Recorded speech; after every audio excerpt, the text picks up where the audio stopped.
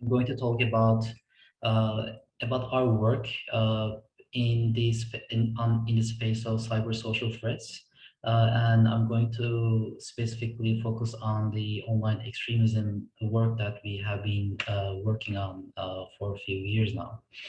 And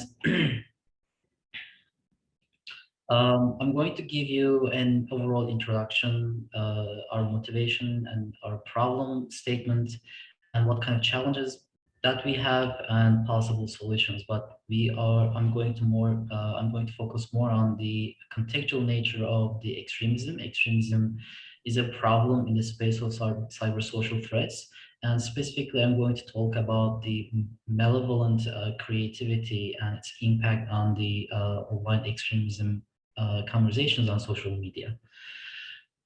So as you know that the social media has been a very useful tool, not only for people to express their opinion and to have a conversation in their on the topics in their interest, but it is also a very useful tool for the researchers to be able to understand the human behavior or why the people behave the way they behave. So specifically, organizations are also taking advantage of this tool to be able to understand their audience. For example, the companies are able to understand their audience through social media. On the other hand, social media can be misused by people or by the organizations, by the states as well. So that would be the problems. The problems that may arise from online platforms can be misinformation or extremism or toxicity, hate speech, or cyberbullying. So these can be actually like naturally, organically evolving on the platforms, but they can be exacerbated by the organizations, by the extremist groups, or by the terrorist organizations, or even by other organizations as well. So so they can be unintended, but they can be also intended too. So in this case, what we can do is first to understand what kind of problems we are tackling here, and to try to detect and then counter the harm using social big data. Of course, there are some ethical considerations that we have to account for while we are doing these analysis and developing models, hopefully using techniques that we come up with. So uh, if we want to give an example, online toxicity or cyberbullying and harassment. So these are being increasingly important problems on these platforms. For example, students who experience bullying or cyberbullying are nearly 2 times likely to attempt. And more importantly, so cyberbullying is actually increasing on social media among the adolescents or teenagers, high school students, and the bullying or the harassment can be about the race or gender or their sexual orientation, disability, or religion. On the other hand, so online toxicity, cyberbullying, or harassment, and also extremism is just one example, but all of them sharing one characteristics, and that is context. And uh, uh, context is quite critical to be able to develop reliable and robust analysis approaches, and also the models for detection and countering these problems on social media. Uh, when you look at a spectrum to demonstrate the harm on social media, there are different spaces where people are working on using social media data.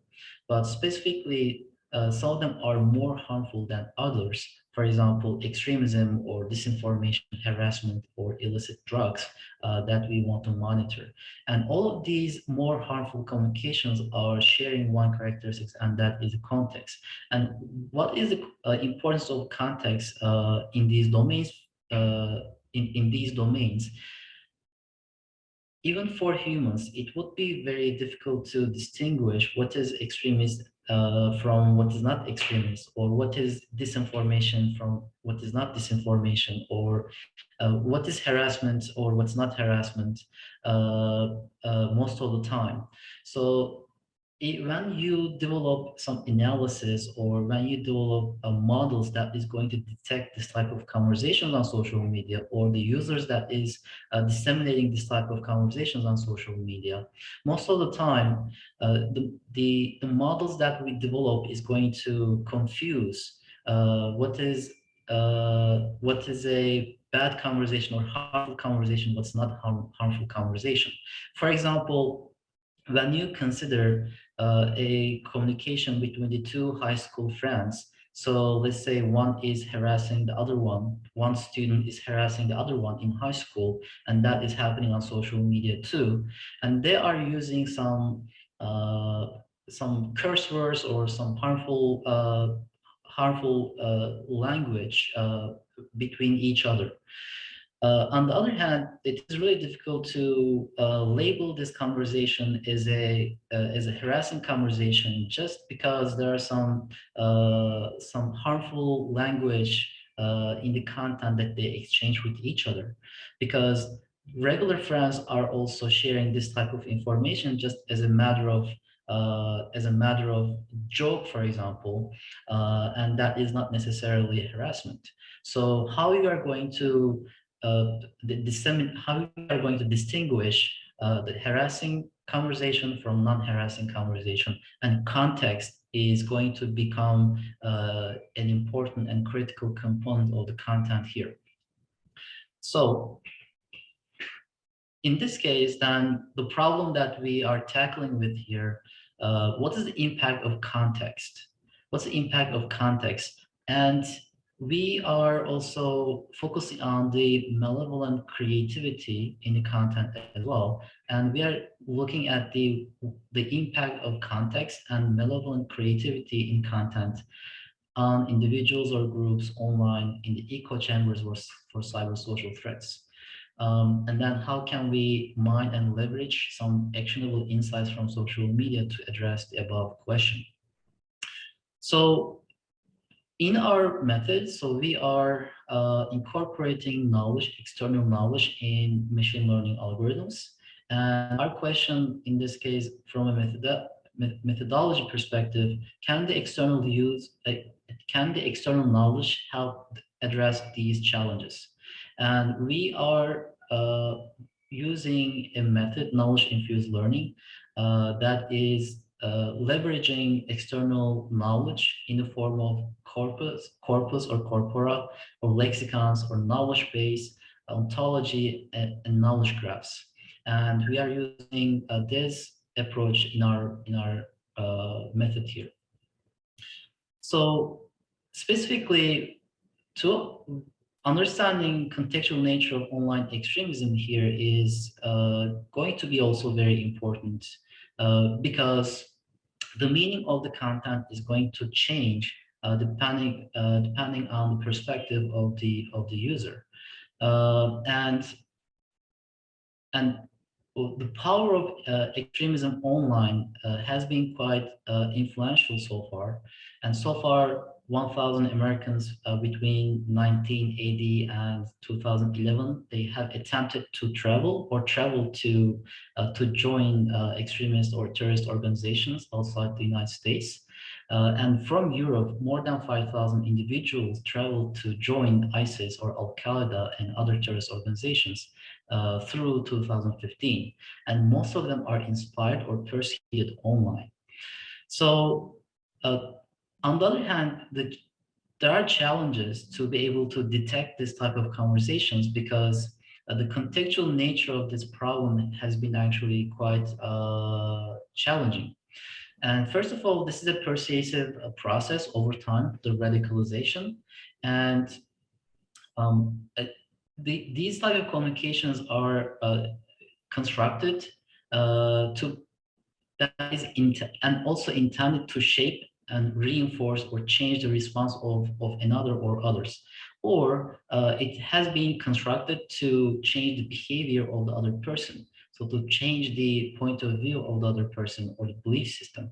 So they are using most of the time domain knowledge for persuading individuals. Since we are talking about here extremism or a specific type of extremism, which is Islamist extremism, then domain knowledge has been critical because most of the time the extremist groups or organizations and individuals on social media, they are using knowledge in the domain of the religion of Islam.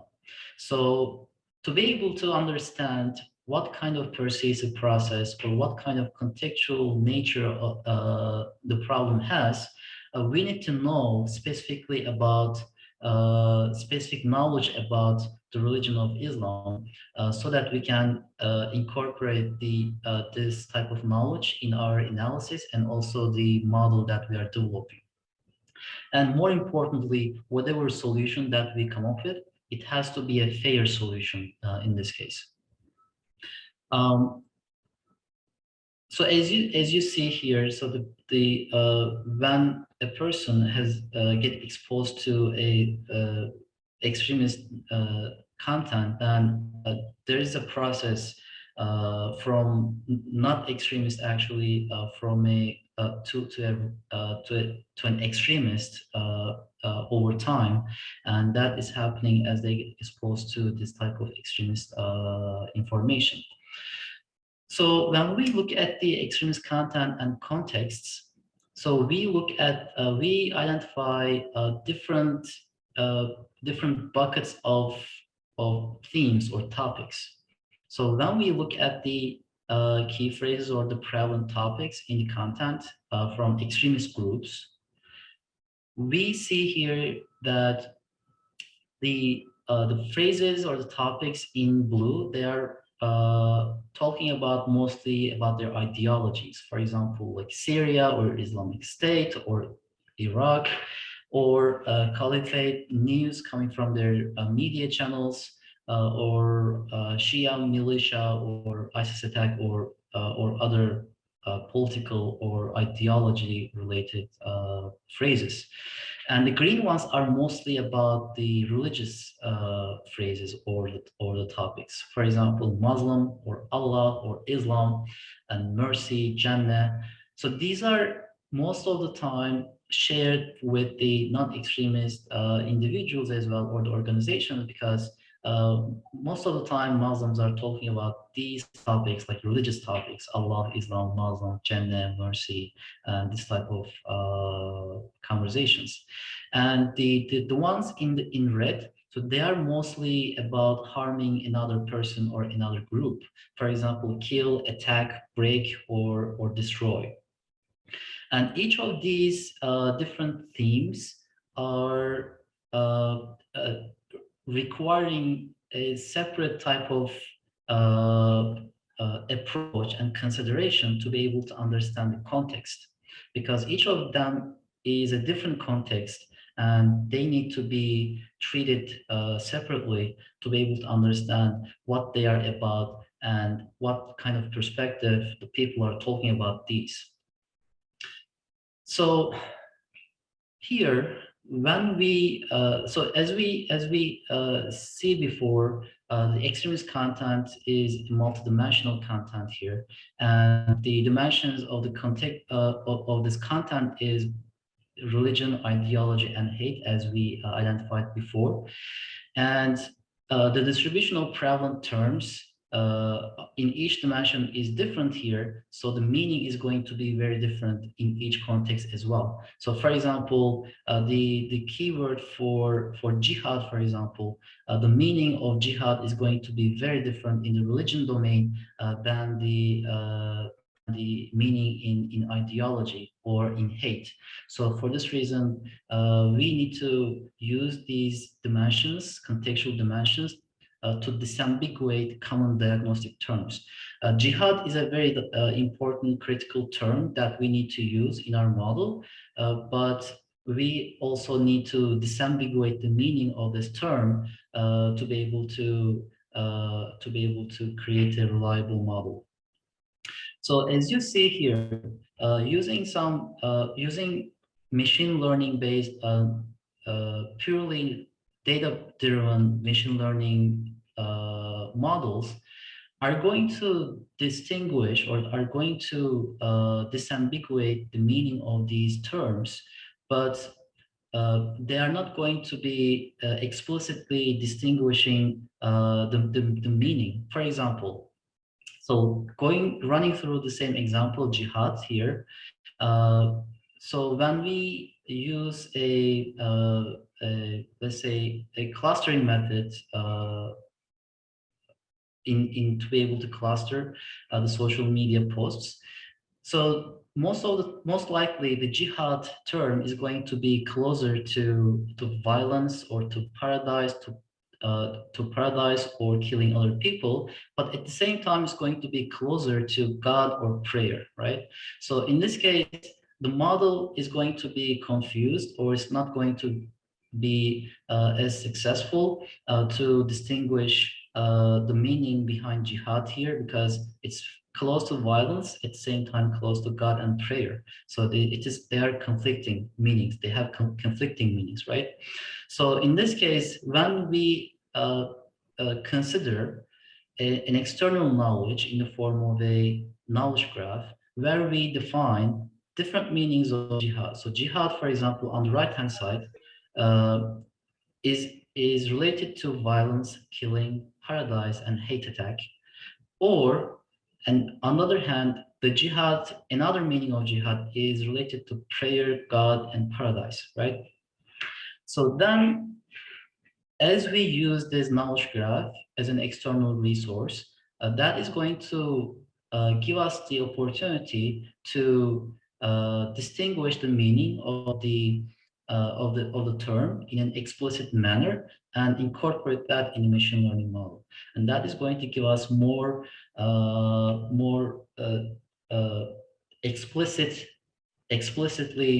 separated meanings of the same keyword uh, as we disambiguate this content. So just an example from the content using jihad. So for example, from a religious perspective, the jihad is being used in the first example here as it is a kindness. It's about kindness and just helping other people. For example, it says, kindness is a language which the blind can see and the deaf can hear. My jihad, be kind always. So being kind to others is a jihad, right? And this is a religious meaning in that context. On the other hand, at the bottom, so it talks about the jihad from a political perspective, and it talks about the nation of jihad, and martyrdom can never be defeated. So it talks about the political perspective of jihad, and martyrdom can never be defeated. Martyrdom can be done for the sake of national jihad, which is referring to a political organization or political meaning, and that is about the ideology. But on the other hand, the right-hand side, it is about harming others, right? So it is about killing other people, and they call it supreme jihad. So this is the hate perspective.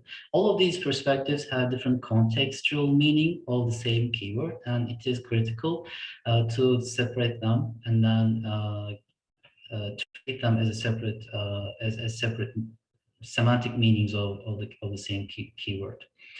So we can do this using language models first, and we can use any language models, BERT, Word2Vec, GPT-2, and they are going to give you the similarity of the words from a large corpora, and it is mostly based on the distributional similarity representations of the same keyword based on the surrounding keywords of the topic or of the term.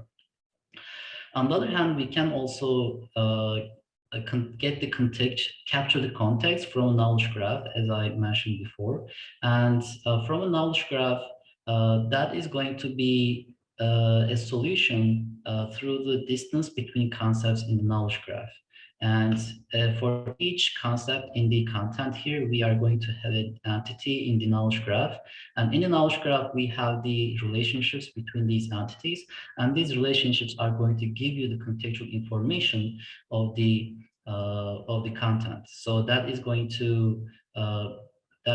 to be your contextual information that you can extract from the knowledge graph.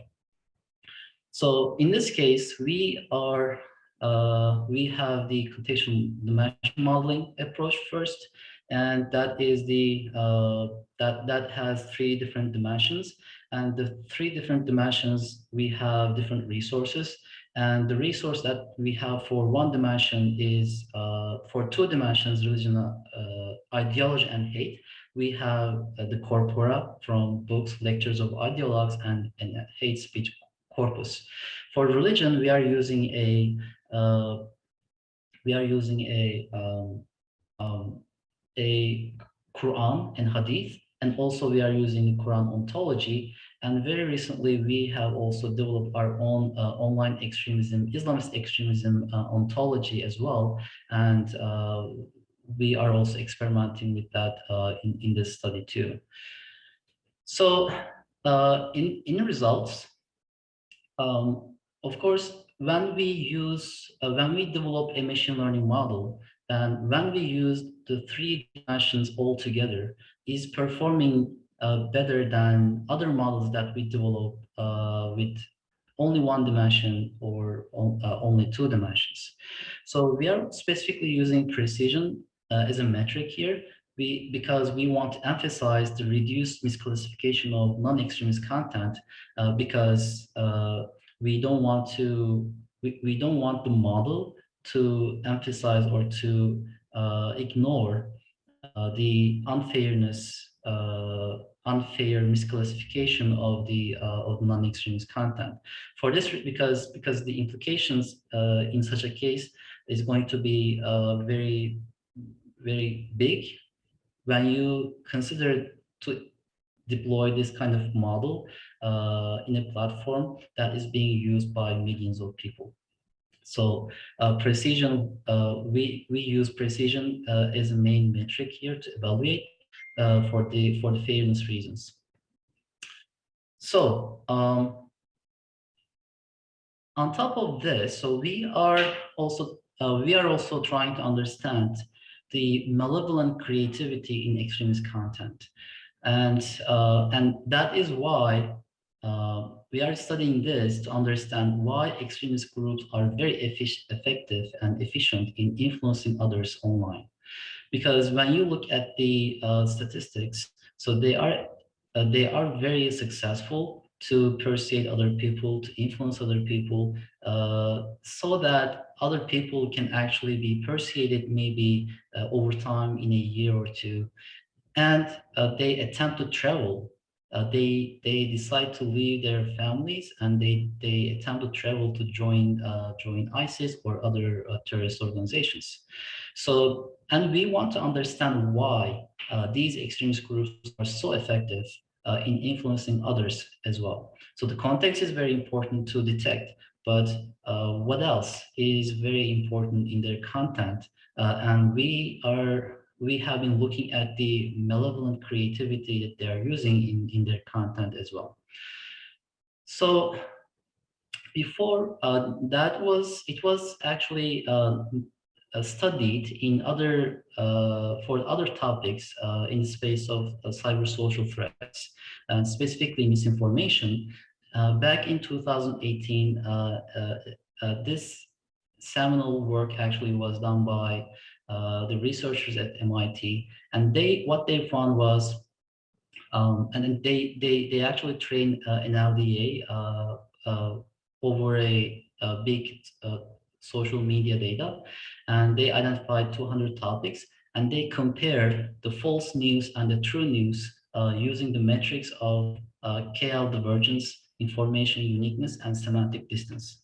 And what they found was the falsehood or the false news, they spread significantly farther, faster, and deeper on social media compared to the true news. And falseness, they found false news are more novel, than the true news, and people are more likely to share false news. And humans inherently, we are more we tend to share or be influenced by novel content compared to a content that is not that novel. So that is all. That is novelty in that they find in the content, but that is also malevolent computational creativity. So what is actually malevolent creativity in general? The researchers in social science, specifically in educational psychology, they identify 4 different characteristics for malevolent creativity. And one is novelty, originality, surprise, and divergence. And so creativity is about usefulness and novelty of the ideas, but it has to be relevant too. So for example, if someone is talking about different topics and talking about some new topic, giving new information all the time, but it has to be relevant too. It has to be useful to the audience for it to be able to effective, or for it to be able to creative. So it has to be coherent throughout the content that is being provided. So for this reason, along with the novelty, originality, surprise, and divergence, it has to be relevant too. So in this context, so we are looking at the creativity in the extremism problem. And as we are working on the online extremism problem with focus on Islamist extremism, so how malevolent creativity is actually being employed in Islamist extremist content. So we are comparing the extremist content to a non-extremist content to be able to understand this. So as a metric, we are using 3 different metrics. The one is KL divergence, another one is cosine similarity, and the other one is entropy. And we are measuring semantic distance using those. So we are looking at the novelty and originality in the content. And KL divergence is a measure of difference between 2 probability distributions. Right? And if 2 distributions were similar, the KL divergence for both of them would be small, right?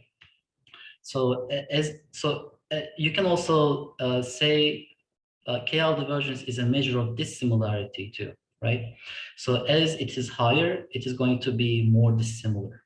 So more dissimilar content implies more original or more novel content here. So as you look at the graphs here,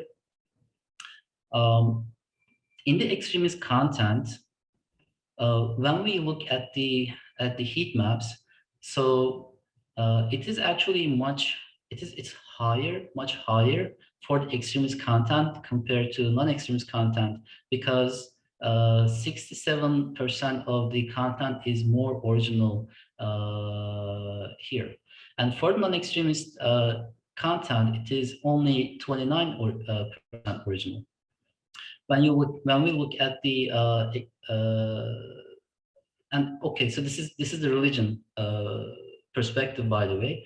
For religion, extremist people are being more original, like at 67%, but the non-extremist people are not actually that original, 29%. So for ideology perspective, we are looking at the KL divergence as well, and here it is 98% original. For the non-extremist group, it is 95%. So the difference is not actually very high, but still extremist people are more original compared to non-extremist.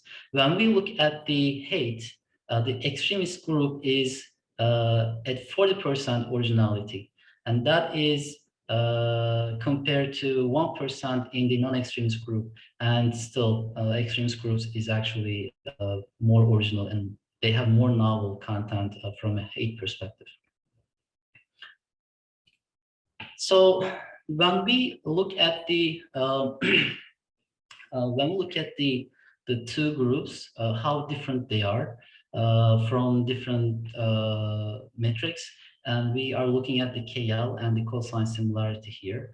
And cosine similarity is a difference. Cosine, as it is higher, it is more similar. For KL, it is when it is higher, it is more dissimilar. So in this case, for extremist group, it is for the 4% similarity, meaning the rest is actually dissimilar. So compared to the non-extremist group, non-extremist is at 13% similar when we look at the hate content. So when we look at the difference between the two groups, they are also statistically significant. The entropy, we are using the Shannon's entropy here. Entropy is a measure of surprise, right? So when we look at the entropy, we find that the extremist users have more unique content compared to the non-extremist users. And based on the statistics that we have and the distribution here, we see that the minimum entropy is a member of non-extremist groups here in orange. And the maximum entropy is a member of extremist group in blue. So when we compare the distribution of those, we see a significant increase in the variance too, and the standard deviation of that non-extremist distribution as well. So that shows that most of the variation in the content is actually brought by the extremist group in general. So the variability in language is quite important for this reason. So going back to context, so we are modeling a detection model using a contextual model, and where we learn the representations using sequential model using LSTM and bi-LSTM. As you know, LSTMs preserve long dependencies in the content, preserving capturing the context as well. And also we are extracting knowledge from a knowledge graph as you see here. And in another approach, we are also modeling using a creativity approach. In this creativity, as I mentioned before, the variation in language is important, and how unique the content is very important as well. And we see between the extremist and non-extremist groups, there is actually a difference between these two groups from a originality and novelty perspective. And for this reason, we are using here a variation autoencoder to better capture variations in language. So again, we are using here the knowledge graph, and we are creating knowledge embeddings from this knowledge graph and use it in the classification.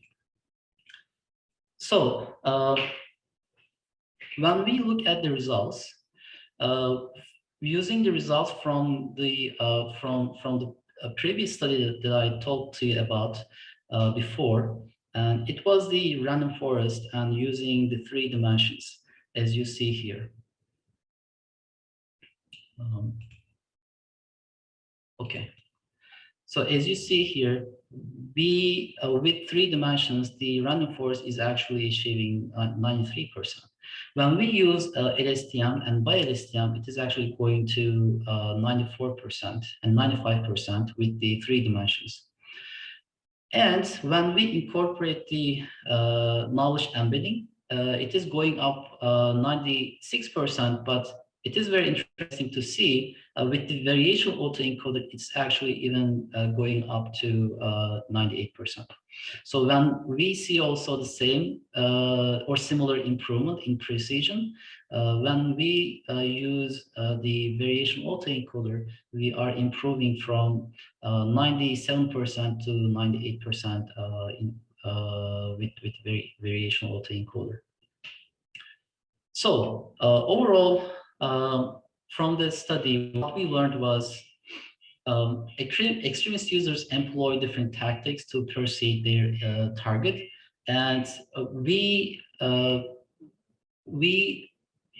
found that malevolent creativity is actually an important tactic that they use in their content creation, so that they are able to influence other people more effectively. And each dimension has different creativity characteristics based on linguistic and semantic cues and characteristics. As we saw before, for different dimensions, the creativity characteristics is coming up actually differently. From a religion perspective, from an ideology and hate, they are different. For ideology, for example, so there was no much difference between the two groups, but from a for religion and hate, so they were actually different. So and of course, domain-specific knowledge is reducing false alarm, and that is helping to prevent potential social discrimination. And that is specifically an important point, because when we deploy such a model on a platform being used by millions of people, it is likely that an unfair mistreatment is going to occur just because of the misclassification in the model. And that is going to affect mostly non-extremist individuals that are not extremist or not harmful in any way. And we don't want that to happen just because of the model that we develop. And as a conclusion, so social media data is giving us a tool to understand this type of dynamics as to how these malicious groups and organizations are providing their content or their messages to their audience, and what kind of tactics they are using. And we are able to understand these using this data. And more importantly, the malevolent creativity has been actually very effective for extremism, as it was effective for misinformation and for other online toxicity problems as well. And prior external knowledge is instrumental in detecting this type of conversations on social media as well.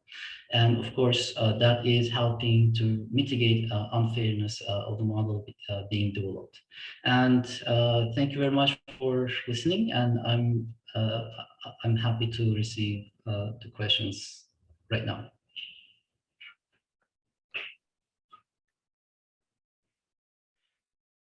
Thank you very much. Yeah, if people are thinking about questions now, I can get us started. So first of all, very very good talk. Um, there were a couple of points where I was a bit curious. One of them was at the very beginning when you were mentioning kind of the context, and you had some data about cyberbullying, which I've also done some research on. I was wondering, are these typically sort of like surveys, self-reporting kind of data, or are there any like computational tools like toxicity or anything like that? Do you know how this was calculated? Which uh, with the context parts. Yeah, a little bit earlier even, right there.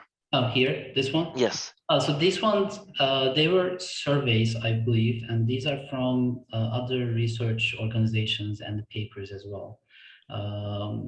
And you can look at the. Yeah, I noticed you had like a lot of citations at the bottom. I was Yeah. just curious if these are mostly surveys.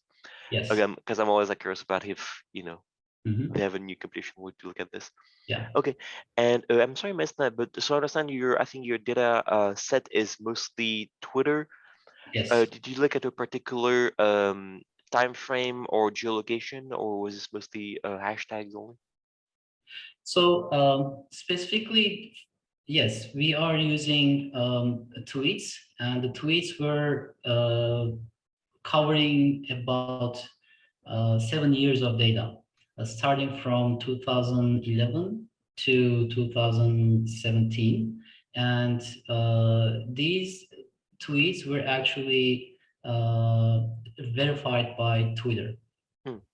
And specifically in this paper, what we saw was, even though these tweets were actually verified by Twitter, so we found some outliers. Outliers meaning, so these were verified as extremist tweets or extremist individuals, but looking at their content from a domain expert perspective, they would not be considered as extremist. So we identified these outliers as like 10%, about 10% of the content of the users were actually outliers, and they were labeled as extremists, but they were not extremists in the first place. And we removed those from the content from our data sets after we identified those outliers. Okay. And looking at the content of the extremist groups, so they were mostly trying to promote their ideology, and the ideology meaning, I mean, ISIS ended up being able to hold some territories, and they claimed themselves as a state, right? And they were trying to promote their state and their ideology using some ideological statements from some ideologues that they follow. For example, um, in, um, for example, Imam Anwar al-Awlaki, for example. So this person was the number one ideologue, followed by ISIS and many other terrorist organizations as well. And they were promoting their ideas, they were promoting their sayings or what they said at one time before, or some other ideologues as well. And they were talking about some attacks that ISIS did at the time, or some airstrikes or killing other people, or this type of content just being exchanged all the time. On the other hand, they were also attributing this type of content to some religious resources or some religious figures. For example, they are also talking about Quran, they are also talking about Hadith, or they're also talking about Allah. So these are all shared concepts with the extremist groups, with the non-extremist groups, and it is creating a lot of confusion around these concepts. So we had to also disambiguate the meaning of these concepts as well. I see. Thank you very much. And I do have a follow-up to that, but before I do, anyone else has any questions? Yeah, I've got a couple of questions. Good talk too, by the way. On page 26, when you're looking at KL divergence, what are you measuring again? What are your X and Y axes there? Are those topics or tweets, or what are you measuring? So these are the extremist and non-extremist groups, and how original their content from each other. So these groups were actually the x-axis and the y-axis, they are users, Okay. and how these users are being original from each other, whether they are repeating each other or they are providing some novel content or some novel information to their audience. So if they are repeating each other, then it is not actually original or it's not novel, right? But Right. if they are providing some novel original information, so that is novel. So we are looking at the KL divergence as a measure of semantic distance, and trying to see how novel or original their content is. Okay, and that kind of leads to, okay, thank you. Yeah, that makes sense. So that's I guess a user by user basis then? Yeah, yeah. Is that just a sample? Because you said you had 538 users, so So this is not sample. So we are looking at all of the users here. Okay, And this is, I mean, we are just skipping some numbers because there's no space to put all of them. yeah, okay, gotcha. Yeah, makes Yeah. sense. Okay, good. No, that's yeah, very interesting concept here in the way you're using that. The other question, I guess, somewhat related to that, in order to do that comparison, are you extracting that text through some kind of topic modeling, or what language model? How are you extracting? And even back in the previous, so we were just discussing for Thomas's question, where you had um, all of the phrases and topics extracted. Yeah. So Modeling, and what are you using for that? sure. We are using LDA topic model, and also we are using language models, Word2Vec, to create engrams, to create the key phrases, and that's how we create these topics and create key phrases. Okay. And then based on those probabilities and those distributions, you take those numbers to calculate your KL divergence Yeah. between those. Okay, good. Very interesting. Thank you. Thank you, Billy. Any other questions?